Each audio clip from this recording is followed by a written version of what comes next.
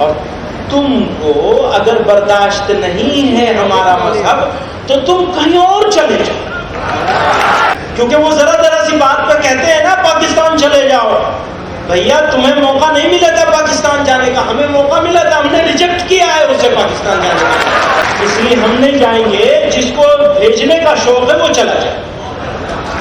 जलसों का मंच हो या टीवी चैनलों की डिबेट, अक्सर उन्हें नर्म लहजे में नपे तुले अल्फाज में बोलते देखा गया है। लेकिन देवबंद के 2 दिनी अधिवेशन में जिस तरह उन्होंने सख्त अल्फाज का इस्तेमाल किया है उस पर बहस हो रही है। ये माना जा रहा है और समझा जा रहा है आखिर ये वक्त की जरूरत थी या उनके सब्र का पैमाना छलक चुका है। आदाब, नमस्कार, मैं वसीम अख्तर और आप देख रहे हैं द लीडर हिंदी। हम बात कर रहे हैं जमीयतुल उलमाए हिंद के सदर मौलाना महमूद मदनी की। मौलाना महमूद मदनी 2 दिनी देवबंद के अधिवेशन में जिस तरह से बोले हैं उस पर बहस हो रही है। टीवी चैनलों से लेकर राजनीतिक गलियारों तक और दीनी गलियारों में भी इस पर विचार हो रहा है कि जिस अंदाज में मौलाना महमूद मदनी ने अपनी बात रखी है वो कितनी सही है। अगर हम मौलाना महमूद मदनी के अब से पहले के बयानों को देखें तो अक्सर उन्होंने टीवी चैनलों की डिबेट में पाकिस्तान से जुड़े सवाल पर बहुत ही सदा हुआ जवाब दिया है। लेकिन वो देवबंद के अधिवेशन में ये कहते सुनाई दिए हैं कि हमें पाकिस्तान भेजने की सलाह देने वाले खुद कहीं चले जाएं। इसके पीछे उनके कहने का मतलब ये था कि जिन्हें हमारा मजहब, लिबास और रहन सहन पसंद नहीं है वो देश छोड़कर कहीं और चले जाएं। कि किसी बड़े रहनुमा ने कहा, कहां नफरत नजर आ रही है भाई, हमारे लफ्ज भी तुम्हें बर्दाश्त नहीं हो रहे हैं। हम तुम्हें बताने की कोशिश कर रहे हैं, डराने की नहीं कर रहे। तुम डराते हो, हम सिर्फ बता रहे हैं कि डराना बंद कर दो, अपनों को भी डराना बंद कर दो और जिनको तुम गैर समझते हो उनको भी डराना बंद कर दो। और हम गैर नहीं है, इस मुल्क के शहरी हैं, मुल्क हमारा है, अच्छी तरह समझ लीजिए ये हमारा मुल्क है और जो हमारी जिम्मेदारी है इस मुल्क के लिए वो हम निभाएंगे हर हाल में इंशाअल्लाह। कोई समझौता नहीं होगा उसको। हमारा मजहब अलग है जरूर, हमारा लिबास अलग है, हमारी तहजीब भी अलग है, हमारे खाने पीने का तरीका भी अलग है। और तुमको अगर बर्दाश्त नहीं है हमारा मजहब तो तुम कहीं और चले जाओ।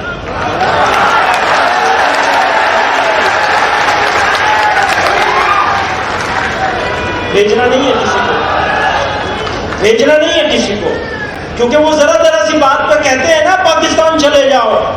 भैया तुम्हें मौका नहीं मिला था पाकिस्तान जाने का, हमें मौका मिला था, हमने रिजेक्ट किया है उसे पाकिस्तान जाने का, इसलिए हम नहीं जाएंगे। जिसको भेजने का शौक है वो चला जाए। मौलाना के ये अल्फाज सख्त है और ये चुप भी गए हैं। ज्यादातर लोग इस पर तंज कर रहे हैं, कुछ लोग इसको सही भी ठहरा रहे हैं। बात यहीं खत्म नहीं हुई। मौलाना महमूद मदनी ने यहाँ तक कह दिया कि अगर हम एकता की बात करें तो उस पर तंज किया जाता है और वो अखंड भारत की बात करके मुसलमानों का जीना दुश्वार कर दें तो इसे देशभक्ति समझा जाता है। हमें मालूम है कि हम अगर मुल्क की बात करते हैं तो भी बहुत सारे लोगों के पेट में दर्द होता है। अगर वो बात करेंगे राष्ट्र निर्माण की, राष्ट्र की एकता की और अखंडता की, तो वो तो है राष्ट्र धर्म। और अगर हम बात करेंगे राष्ट्र की एकता की, अखंडता की, तो वो है हमारा तंज, भक्ति कसना। बुराई की नीयत से कर रहे, किसी को बुरा बताने के लिए कर रहे, जी नहीं, हमारा आज़्म है ये, दिखावे के लिए भी नहीं कर रहे, हमारा आज़्म है ये। अगर इस मुल्क की हिफाजत के लिए हमारी जान जाएगी, खून बहेगा, तो ये हमारे लिए सौभाग्य की बात है। तलाक को लेकर भी मौलाना ने कहा है कि अगर कोई शरीयत के हिसाब से तलाक देना चाहे तो वो तलाक दे सकता है, कानून के हिसाब से वैसा नहीं कर सकता। मौलाना ने मुसलमानों की जो हालत है उसको भी सटीक अंदाज में लोगों के सामने रखा है। उन्होंने कहा है कि हम मायूस नहीं हैं और मुसलमानों को भी सलाह दी है कि मायूस होने की ज़रूरत नहीं है। लेकिन इससे आगे जो उनका अल्फाज है वो ये कहते हैं कि हमें मजबूर भी नहीं समझा जाए। इसका मतलब क्या है ये आगे मौलाना ही साफ कर देते हैं। एक और बड़ी बात भी उन्होंने कही है कि हम मेजॉरिटी हैं और नफरत फैलाने वाले माइनॉरिटी हैं। इसके पीछे उनका तर्क था कि जो नफरतें फैला रहे हैं उनकी तादाद बहुत कम है और जो मोहब्बत चाहते हैं उनकी तादाद बहुत ज़्यादा है। लेकिन सवाल यहाँ पर यह है कि जिस अंदाज में नफरतों की बात हो रही है और उस पर अगर लोग खामोश हैं, जिसे मौलाना महमूद मदनी ये कह रहे हैं कि वो मेजॉरिटी हैं, अगर मेजॉरिटी खामोश है और नफरतों पर कोई उसकी तरफ से रद्द-ए-अमल नहीं आ रहा है, कोई प्रतिक्रिया नहीं आ रही है, तब इसका क्या मतलब हो सकता है ये मौलाना महमूद मदनी को भी अच्छी तरह से पता है और जिस अंदाज में चुनाव का रिजल्ट आ रहा है उससे ये साफ भी हो रहा है।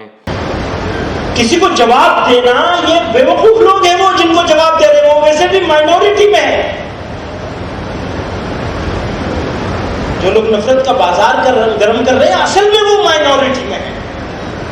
हम ऑलरेडी मेजॉरिटी में है, इसको पहचान लेना है। और मुल्क की हिफाजत के लिए, मुल्क की तरक्की के लिए, मुल्क में इंसाफ के लिए, बराबरी के लिए, बराबरी के हुकूक के लिए जो कुर्बानी देनी होगी इंशाअल्लाह जमीयत उलमा हमेशा देती रही है, मुल्क के मुसलमान देते रहे, पहले भी देते रहे, इस वक्त भी देंगे और आगे भी देते रहेंगे। मौलाना महमूद मदनी ने देवबंद के 2 दिनी अधिवेशन में बहुत कुछ कह दिया है, लेकिन चुनौतियां उनके सामने बहुत बड़ी है जिसका एहसास उन्हें भी अच्छी तरह से है। वो ये सब बड़ी बातें कहते कहते भावुक भी होते हैं और वहां मौजूद वो बुजुर्गों से माफ़ी भी मांगते हैं कि मैं इस अंदाज में बोलना नहीं चाहता था लेकिन बोलना पड़ा है। हजरत माफ़ी चाहता हूँ, मैं इस तरह बोलना नहीं चाहता, पसंद भी नहीं करता इस तरह बोलने में, मुनासिब भी नहीं समझता। मौलाना महमूद मदनी आगे क्या चाहते हैं, उनके दिमाग में जो नफरतों का माहौल है उसको मोहब्बतों में बदलने का क्या खाका है, अभी उन्होंने ये साफ नहीं किया है। हालांकि 2 दिनी अधिवेशन के बाद कुछ चैनलों ने उनसे अलग से बात की है। कुछ सवालों पर तो मौलाना मदनी बोल गए हैं लेकिन ज़्यादातर का जवाब उनके अमल से सामने आएगा। बहरहाल अगर हम देवबंद के 2 दिनी अधिवेशन को देखें तो मौलाना महमूद मदनी एक नए अंदाज में लोगों के सामने आए हैं। बहुत से लोग उस पर तंज करके सवाल खड़े कर रहे हैं तो ज़्यादातर लोग उन्हें सही भी ठहरा रहे हैं कि जवाब इसी अंदाज में दिया जाना चाहिए।